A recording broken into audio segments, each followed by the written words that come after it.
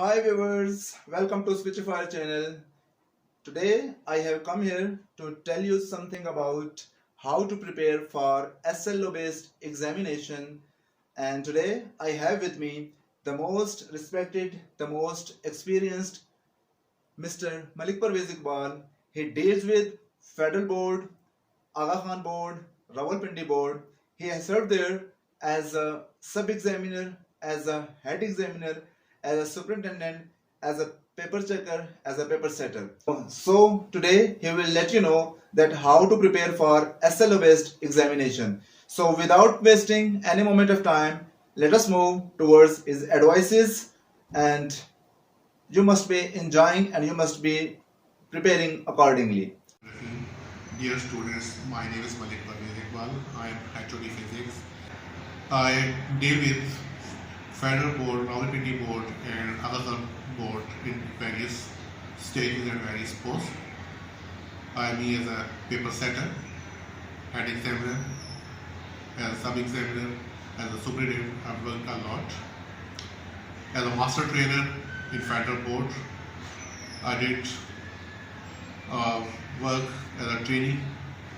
Dear students, now I come to the point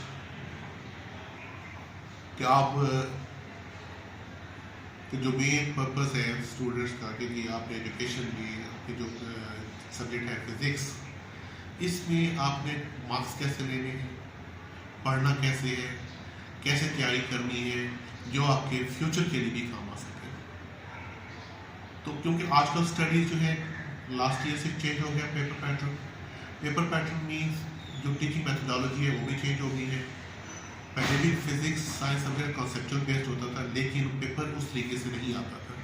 सिर्फ ज़्यादा से ज़्यादा बुकिश क्वेश्चन होते थे, एक्सरसाइज में से उठा लिए, मेन बुक के क्वेश्चन जो है उठा लिए। लेकिन अब जो टीचिंग है वो सारी की सारी करिकुलम बेस्ड है, मीन्स बुक आपका ऐसा एक टूल है फैसिलिटेटर के तौर पर, लेकिन जो मेन पर्पस है कि जी आपके कॉन्सेप्ट्स क्लियर हों, और वो भी एक हम टर्मिनोलॉजी यूज करते हैं जो कि आपके लिए नहीं होगी, जिसे हम कहते हैं ब्लूम्स टैक्सोनॉमी, कि आप सिर्फ नॉलेज आपको ना मिले, नॉलेज के साथ आपको अंडरस्टैंडिंग भी मिले, उसके एनालिसिस भी मिले, उसके एप्लीकेशंस भी मिले, क्रिटिकल थिंकिंग भी मिले, क्योंकि साइंस है कि कोई भी काम हो रहा है क्यों हो रहा है, कैसे हो रहा है, क्यों, इसकी वजह क्या हो सकती है, इसके साथ किसकी जगह अप्लाई हो सकता है। और आप लोग अक्सर कहते हैं कि हम पढ़ रहे हैं, इसका क्या फ़ायदा होगा, तो उसके लिए ये बहुत ज़रूरी होता है कि जी आप अगर फिज़िक्स पढ़ रहे हैं तो आपको फिज़िक्स कैसे पढ़नी चाहिए, पेपर अटैम्प्ट कर रहे हैं तो पेपर कैसे अटैम्प्ट करना चाहिए। हम ये कहते हैं कि जी आप अगर आपके कॉन्सेप्ट क्लियर हैं, कॉन्सेप्ट से मतलब ये है कि जी जो भी फिनोमेना पढ़ाया जा रहा है, आपको टॉपिक पढ़ाया जा रहा है, अगर उस टॉपिक का कॉन्सेप्ट क्लियर हो जाए कि जी ये टॉर्क है तो टॉर्क की टर्निंग कैसे होती है, क्यों होती है। हम दरवाजे के एक फॉर एग्जाम्पल, एक नॉर्मल एग्जाम्पल है, बुक के अंदर भी मौजूद है, डोर है, डोर के आप बिल्कुल एज के ऊपर फोर्स हल्की से अप्लाई करके बंद कर लेती, लेकिन वही बहुत दूर जाके अगर बिल्कुल उसके हिंज के पास जाके फोर्स लगाए तो बंद नहीं होता, ज़्यादा फोर्स लगाना पड़ती है। क्यों है, शीशा है, आप शीशों को देखें कि जी एक तरफ अगर एक बहुत ही ज़्यादा वेट वाला बच्चा बैठा दे, एक तरफ कम वेट वाला, तो आप उसको बैलेंस कर सकते हैं, इक्वल कर सकते हैं। क्यों कर सकते हैं, उसके पीछे क्या लॉजिक है, ये कॉन्सेप्ट अगर आपको समझ आ जाए आप इजीली ये चीज़ कर सकते हैं। तो अब मैं आपके मेन पॉइंट की तरफ आता हूँ कि जी आपने पढ़ाई का तो पता चल गया कि जी आपने इसको समझ के पढ़ना है ताकि आप अपने सिंपल वर्ड्स में वो चीज़ लिख सकें। लेकिन कुछ चीज़ें ऐसी होती हैं कि जो पेपर पैटर्न के लिहाज से बहुत इंपॉर्टेंट होती है। हाउ टू अटेम्प्ट पेपर, आपका पेपर आ गया, आपके सामने पेपर आ गया, एमसीक्यूज आ गए, एमसीक्यूज के बाद आपके पास थियरी आ जाती है। मैं एमसीक्यूज की बात करूँगा। सबसे पहले अगर आप एमसीक्यूज की बात करें तो उसमें आपने ये देखना है कि 15-17 एमसीक्यूज अगर आपको गिवन है, 12 एमसीक्यूज गिवन है, तो जो आपको ठीक ऑथेंटिक लगते हैं, सबसे पहले तो जल्द विदाउट वेस्टिंग एनी टाइम उनको आप प्रॉपरली बॉक्स को फिल करें, उस सर्कल को फिल करें, ब्लैंक से फिल करें ताकि वो आप कंफर्म हो जाए। उसके बाद अब आपने रह गए जहाँ पे आपको डाउट होता है, तो डाउट में अगेन चेक करें कि चीज़ें देखने की क्या होती है कि 4 ऑप्शन हैं, 4 में से एक ऑप्शन होना है। आप पहले देखें कि ये उसमें ऑप्शन ए क्या उस क्वेश्चन से रिलेट करता है, पहले उसको एलिमिनेट करते जाएं, ये इससे रेलेवेंट नहीं, ये इससे रेलेवेंट नहीं, फिर आपको हो सकता है बेस्ट चॉइस मिल जाए एक या दो, तो फिर आपको इजीली उसको कर सकोगे। अब आते हैं शॉर्ट क्वेश्चन की तरफ। जब शॉर्ट क्वेश्चन कर रहे हैं, कोई भी शॉर्ट क्वेश्चन करें, पहले उसको समझें, उस क्वेश्चन की रिक्वायरमेंट क्या है पूरे स्टेटमेंट में। जो जो रिक्वायरमेंट है उसको ज़रूर लिखें। ये ना हो कि आप पूरा एक स्टोरी लिख दें और उसके अंदर आपका रिक्वायर्ड आंसर ना हो। तो जो चीज़ की पॉइंट होता है कि जी इसका ये आंसर मांगा गया है, चाहे वो रीजनिंग है। मैं अक्सर बच्चों के एग्जांपल देता हूँ कि जी कि वो एक किसी बस में अगर आप बच्चे जा रहे हैं, एकदम ब्रेक लगा दिया तो जो पैसेंजर्स हैं वो आगे की तरफ गिरते क्यों गिरते? अब ये रीजनिंग है। आप डायरेक्ट स्टोरी लिखना चाहें, मीन्स उसको डिस्क्राइब करना चाहें कर दें, लेकिन अगर उसके अंदर आप ये एक पॉइंट नहीं लिखते ड्यू टू इनर्शिया, इसका मतलब क्या है? आपने वो मार्क्स लूज कर दिए। इसलिए आपने वो जो ड्यू टू इनर्शिया लिखना है ना, उसको बोल्ड करें, ब्लैक से लिखें, इन्वर्टेड कॉमर्स में लिखें, ताकि एग्जामिनर की फौरन नजर उधर ही पहुंचे।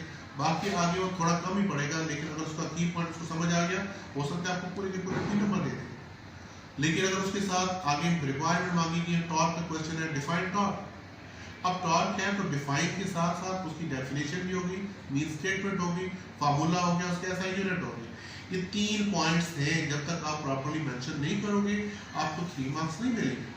तो आपने ये तीनों पॉइंट्स बोल्ड करके मेंशन करने हैं, ताकि इस 3 के पॉइंट जब एग्जामिनर इन्हीं 3 को पढ़ेगा और इन्हीं 3 पे आपको मार्क्स डिवाइड करेगा। इसका मतलब क्या हुआ कि ये चीज़ आपकी क्लैरिटी के साथ मेंशन हो। फिर पेपर को आप साफ सुथरा रखें, नीट पेपर होना चाहिए, बार बार कटिंग, बार बार राइटिंग, बार बार ये चीज़ें नहीं होनी चाहिए। अगर कोई कटिंग होती भी है तो एक ही जगह पर उसको कटिंग मत करते रहिए, एक सिंगल लाइन से काट दें, उसके बाद फिर आगे, क्योंकि ई शीट है, ई शीट का मतलब क्या है कि आपने अब स्पेसिफाइड जगह पे ही क्वेश्चन का आंसर क्वेश्चन सारे के सारे अटेम्प्ट करें, लॉन्ग क्वेश्चन भी, शॉर्ट क्वेश्चन भी। हो सकता है आपने चीज़ें तो किसी एक क्वेश्चन को अच्छे तरीके से एक्सप्रेस कर दिया हो, एलेबोरेट कर दिया हो, दूसरे को ना किया हो, तो जो जिसको ज़्यादा अच्छे अंदाज से किया होगा वहाँ आपको हो सकता है 3 मिल जाए, जहाँ कम किए वहाँ 2 मिल जाए। तो बेस्ट 11 के मार्क्स या 12 के मार्क्स जो है एग्जामिनर ने देने, वो आपको उसके अवार्ड कर देंगे। इसलिए हम बच्चों को सजेस्ट करते हैं कि नहीं आप बेटा पूरे क्वेश्चन करें, कोई क्वेश्चन ना छोड़ें। लॉन्ग क्वेश्चन है तो उसमें भी ABC पार्ट है, प्रॉपर वेल डिफाइंड पिक्चर, आपकी जो डायग्राम बना रहे हैं वेल लेबल्ड होनी चाहिए, अच्छे तरीके से प्रेजेंट करें, उसके साथ उसकी डिस्क्रिप्शन रखें, तो आपका एग्जामिनर उसको क्या पता चलता है कि बच्चे ने बहुत पेपर अच्छा किया है, वो आपको कहीं पर कोई नेग्लिजेंस भी हो जाएगी तो नंबर आपको पूरे मिल जाएंगे। इसलिए हम कहते हैं कि इन चीज़ों को जरूर देखें। आपकी जो भी पेपर फिजिक्स पढ़ रहे हो, क्योंकि आगे आपके फ्यूचर में भी काम आनी है, 9th है, 10th है, फर्स्ट ईयर है, सेकेंड ईयर है, एक दूसरे से कनेक्टेड जहाँ पर है, कॉन्सेप्ट भी इन्वॉल्व होने और यही चीज़ें आपके एंट्री टेस्ट में यूज होनी है। तो जोर या फोकस आपका जो है वो इसमें होना चाहिए, कॉन्सेप्ट पे होना चाहिए। कॉन्सेप्ट हैं तो नॉलेज खुद ब खुद आ जाती है, अंडरस्टैंडिंग खुद ब खुद आ जाती है। उन्हीं कॉन्सेप्ट की बेसिस पे आप चीज़ों को मुख्तलिफ जगह पे अप्लाई कर सकते हो। कोई आपको सिचुएशन दे दी जाए, आप उसको इजीली काम परफॉर्म नहीं कर सकते हो। तो ये मेरी तरफ से है कि आप इस पर फोकस करें, इंशाल्लाह आपको उसका रिजल्ट बहुत अच्छा मिलेगा। Wish you all the best. Okay जी, I hope these guidelines will really help you out in preparing for SLO based examination. और यहाँ पे एक बात आपको बताना चाहता हूँ कि जो राय है, जो एडवाइस है, वो एक्सपर्ट्स की होती है, प्रिपरेशन आपकी होती है, मेहनत आपकी होती है, एफर्ट्स आपकी होती हैं, और कामयाबी अल्लाह ताला के साथ देती है। और आप इसके अकॉर्डिंग प्रिपेयर करते हैं तो definitely I ensure you that you will get maximum marks in the examination and you will succeed in your whole life.